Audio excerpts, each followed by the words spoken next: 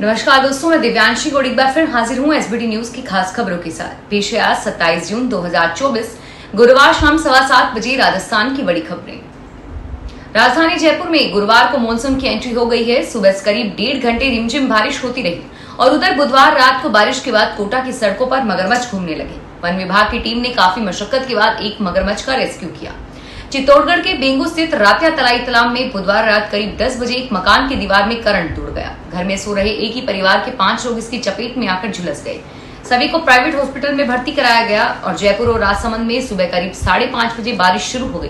प्रदेश के कई अन्य जिलों में बादल छाए हुए हैं और इससे मौसम खुशनुमा हो गया है।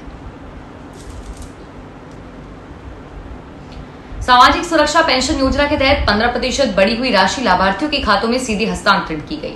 मुख्यमंत्री ने बटन दबाकर 88 लाख अभ्यर्थियों के खाते में 1037 करोड़ रुपए से अधिक की राशि डीबीटी की तो तालियों से सभाघर गूंज उठा। 1 अप्रैल 2024 से पेंशन राशि 1000 रुपए से बढ़कर 1150 रुपए कर दी गई है। राजस्थान के सीएम भजन लाल शर्मा इस कार्यक्रम में शामिल होने करीब 1:30 बजे के करीब झुंझुनू पहुंचे और यहां केशव आदर्श विद्या मंदिर में राज्य स्तरीय कार्यक्रम में मुख्यमंत्री ने लाभार्थियों से संवाद किया और अन्य जिलों के लाभार्थी भी वर्चुअल कार्यक्रम से जुड़े। राजस्थान के पूर्व मुख्यमंत्री व कांग्रेस के वरिष्ठ नेता अशोक गहलोत ने कहा कि पूर्ववर्ती उनकी कांग्रेस सरकार के समय लाए गए कानून के कारण ही आज भारतीय जनता पार्टी की राजस्थान सरकार पेंशन की वार्षिक वृद्धि का लाभ लाभार्थियों को हस्तांतरित कर रही है। गहलोत ने गुरुवार को अपने बयान में यह बात कही। उन्होंने कहा कि कांग्रेस सरकार ने इनकम गारंटी कानून बनाया जिसके तहत गांवों में महात्मा गांधी रोजगार गारंटी योजना एवं शहरों में इंदिरा गांधी शहरी योजना गारंटी से 125 दिन का रोजगार तथा बुजुर्ग, दिव्यांग और एकल नारी को न्यूनतम 1000 रुपए पेंशन सुनिश्चित की गई। तबादलों को लेकर राजस्थान की भजनलाल सरकार के 2 मंत्रियों और विभागों के बीच टकराव शुरू हो गया है। कृषि विभाग ने पिछले दिनों इंजीनियर्स के तबादले कर उन्हें जिला परिषद और पंचायत समितियों में पोस्टिंग दी। कृषि मंत्री किरोड़ीलाल मीणा की मंजूरी से किए गए तबादलों पर अब मदन दिलावर के पंचायती राज विभाग ने कड़ी आपत्ति जाहिर करते हुए रोक लगा दी है और इसे कृषि मंत्री किरोड़ीलाल मीणा और पंचायती राज मंत्री मदन दिलावर के बीच विवाद से जोड़कर देखा जा रहा है। ग्रामीण विकास और पंचायती राज विभाग ने कृषि विभाग के आदेशों से किए गए इंजीनियर्स के तबादले को मानने से इनकार कर दिया। पंचायती राज और ग्रामीण विभाग ने सीईओ को लेटर लिखे हाल ही में कृषि विभाग से जिला परिषद और पंचायत समिति में लगाए गए इंजीनियर्स को ज्वाइन नहीं करवाने और उन्हें तत्काल मूल विभाग में भेजने के आदेश दिए हैं।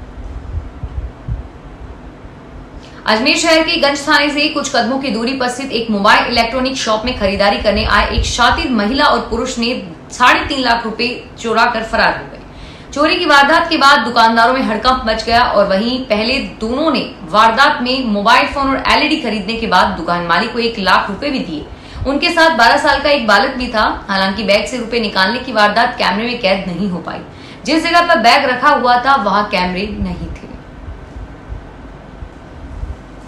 झालावाड़ के मिनी सचिवालय में आज आयोजित पेंशन लाभार्थी कार्यक्रम के दौरान भगदड़ मचने से कुछ महिलाओं की तबियत खराब हो गई और इससे 3 महिलाओं के बेहोश होने की खबर है।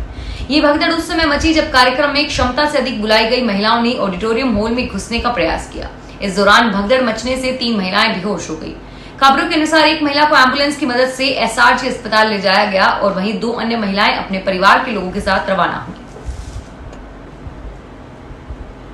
पूर्व प्रधानमंत्री और भारतीय जनता पार्टी के वरिष्ठ नेता लालकृष्ण आडवाणी की तबियत खराब होने के कारण उन्हें कल रात राजधानी के अखिल भारतीय आयुर्विज्ञान संस्थान एवं अस्पताल में भर्ती कराया गया। उनकी हालत स्थिर बताई गई है।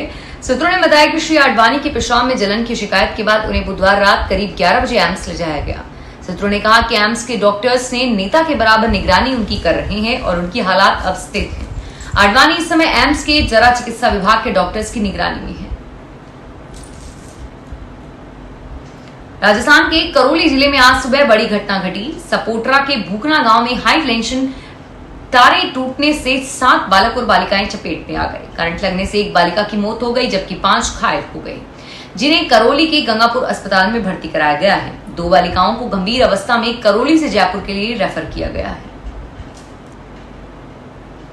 चूरू में बिजली निगम की तानाशाही पर कड़क रुख अपना लिया। करंट से बालक की मौत के मामले में 1 वर्ष बाद भी क्लेम का पैसा नहीं देने पर अपर जिला व सत्र न्यायालय ने बिजली निगम के अधीक्षण अभियंता के कार्यालय का कुर्की वारंट जारी किया है। कोर्ट का नाजिर अब कुर्की करवाने के लिए एसआई ऑफिस पहुंचा तो निगम के कर्मचारियों के हाथ पांव फूल गए। निगम ने न्यायालय से 30 जून तक की मोहलत मांगी है। 30 जून तक क्लेम का पैसा ब्याज सहित जमा करवाने का आवेदन लिखित में पेश किया है और ऐसे में कुर्की टाल दी गई। कोटा में कांग्रेस के प्रदर्शन के बाद पार्टी नेताओं पर हुई एफआईआर को लेकर कांग्रेस नेता सचिन पायलट ने सवाल उठाए हैं।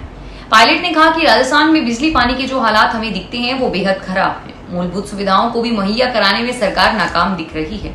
पायलट ने कहा कि पॉलिटिकल पार्टी परमिशन लेने के बाद अपना आंदोलन कर रही है जो बिजली पानी के लिए था, बजाय इसके कि जनता को राहत दे। सरकार तो प्रदेश अध्यक्ष पर कार्रवाई करने के लिए एफआईआर दर्ज करा रही है। कोटा मंडल में निर्माण कार्यों की गुणवत्ता व प्रगति की जांच के लिए मंडल रीड प्रबंधक मनीष किनारी ने कोटा चौकी खंड पर सुरक्षा विंडो ट्रेनिंग निरीक्षण किया। अमृत भारत स्टेशन योजना के अंतर्गत मंडल के 17 स्टेशन का कायाकल्प किया जा रहा है, जिसके कार्य गुणवत्ता युक्त तीव्र गति से पूर्ण किए जा सके। इसकी जांच के लिए बुधवार को डीएमआर ने कोटा मोतीपुरा चौकी खंड को विंडो ट्रेनिंग निरीक्षण किया। सीकर के पलसाना में बिजली कटौती से परेशान ग्रामीणों ने विद्युत विभाग के एईएन ऑफिस पर ताला लगाकर विरोध प्रदर्शन किया। ग्रामीण लगातार कार्यालय के बाहर नारेबाजी कर रहे हैं और अनिश्चितकालीन धरने पर बैठ गए हैं। ग्रामीणों का कहना है कि विद्युत विभाग द्वारा मनमर्जी से बिजली की कटौती की जा रही है, जिससे लोग परेशान हैं। बिजली कटौती की यह समस्या पूरे जिले भर में बनी हुई है। बूंदी में अघोषित बिजली कटौती से नाराज गेंडोली गांव के ग्रामीणों ने गुरुवार को लाखेरी बूंदी मार्ग पर जाम लगा दिया। ग्रामीण पिछले कई दिनों से बिजली की सप्लाई के साथ साथ बार बार ट्रिप होने से परेशान है। बाद में पुलिस की समझाइश और शीघ्र समाधान के आश्वासन पर ग्रामीण सड़क से हटे। लाखोरी क्षेत्र के गेंडोली में बिजली समस्या से परेशान ग्रामीणों का गुस्सा फूट पड़ा और उन्होंने रास्ते को जाम कर दिया। इस दौरान महिलाएं भी ग्रामीणों के साथ विरोध करती हुई नजर आईं। बीकानेर शहर में नगरीय परिवहन सेवा के लिए ई बसों का संचालन होगा। ई बसों के डिपो निर्माण सहित इलेक्ट्रिकल कार्य के प्रस्ताव भेजे जा चुके हैं। अगर निगम की ओर से ई बस डिपो के सिविल कार्य के लिए भेजे गए 9 करोड़ 26 लाख रुपए के प्रस्ताव को भारत सरकार की एनर्जी सर्विसेज लिमिटेड की प्रोजेक्ट यूनिट की ओर से सैद्धांतिक मंजूरी दे दी गई, तो वहीं निगम की ओर से ई बस डिपो में होने वाले इलेक्ट्रिकल कार्य के प्रस्ताव को भी भेजा जा चुका है। शहर में 50 ई बसों के संचालन की स्वीकृति मिली हुई है और एमजीएसयू के सामने 3 एकड़ जमीन पर ई बस डिपो का निर्माण होगा। जैसलमेर के फलसूंड इलाके के किसानों ने कलेक्टर को ज्ञापन सौंपा है, जिसमें फलसूंड थाने में the Jaisalmer central cooperative bank limited के द्वारा 5 सेवा सहकारी समितियों के खिलाफ एफआईआर दर्ज करवाकर भ्रष्ट सहकारी समितियों के खिलाफ कार्रवाई की मांग की है। ज्ञापन में बताया कि 10 महीने से फलसूंड से भामियाणा तक के गांवों के किसान आंदोलित है। किसानों का कहना है कि अगर उनको यहाँ न्याय नहीं मिला तो वे जयपुर जाएंगे। अगर जयपुर में भी सुनवाई नहीं हुई तो प्रधानमंत्री नरेंद्र मोदी के आगे वे अपनी मांग रखेंगे। फिलहाल इस बुलेटिन में इतना ही और फिर हाजिर होंगे तमाम बड़ी खबरों के साथ। धन्यवाद।